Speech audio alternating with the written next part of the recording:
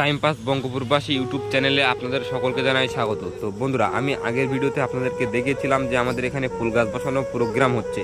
তো বন্ধুরা, ইতিমধ্যে ফুল গাছ বসানো প্রোগ্রামটা শেষ হয়ে গেছে।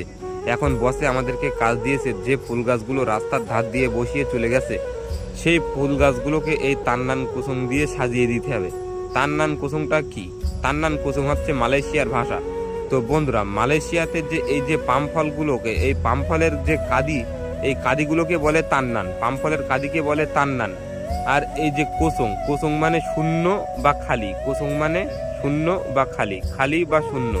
তো বন্ধুরা, যে পাম ফলের কাদিগুলো ফ্যাক্টরিতে চলে যায় তেল বার করার জন্য, তো বন্ধুরা ফ্যাক্টরি থেকে পাম ফলের কাদি থেকে ছোট ছোট বিচিগুলো ছাড়িয়ে নেয়। পাম ফলের কাদিটা শুধু পড়ে থাকে। পাম ফল ছাড়িয়ে নেওয়ার পরে কিন্তু ওই পাম ফলের কাদিগুলোকে আবার পাম বাগানে ফেরত নিয়ে আসা হয়। তো বন্ধুরা, ওই খালি পাম ফলের কাদিগুলোকে 3 ধরনের কাজে লাগে। বড় পাম বাগানে বড় পাম গাছের গোড়াতেও কিন্তু দেওয়া হয়। আবার এই ছোট ছোট পাম গাছের গোড়া দিয়ে গোল করে রিং করে সাজিয়ে দেওয়া হয়। আর এই যে ফুল গাছ বসানো হয়েছে, এই ফুল গাছের গোড়া দিয়ে 2 সাইড দিয়ে কিন্তু সাজিয়ে দেওয়া হয়।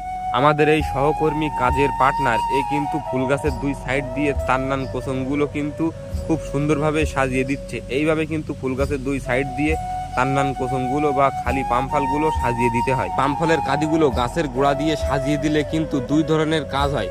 যেমন তুলোতে পানি লাগলে যেমন পানি ধরে রাখে, শুকনো কাপড়ে পানি লাগলে যেমন পানি ধরে রাখে, ঠিক তেমনি এই পামফলের কাদিতে কিন্তু বর্ষা হলে পানি ধরে রাখে এই পামফলের কাদিতে। সেই জন্য গাছের গোড়া দিয়ে সাজিয়ে দেওয়া হয়। দ্বিতীয় পর্যায়ে কিন্তু আস্তে আস্তে এই পাম ফলগুলো যখন পচে যাবে তখন কিন্তু জৈব সারে পরিণত হবে। ভিডিওটা লাইক, কমেন্ট, শেয়ার করবেন, অবশ্যই সাবস্ক্রাইব করতে ভুলবেন না।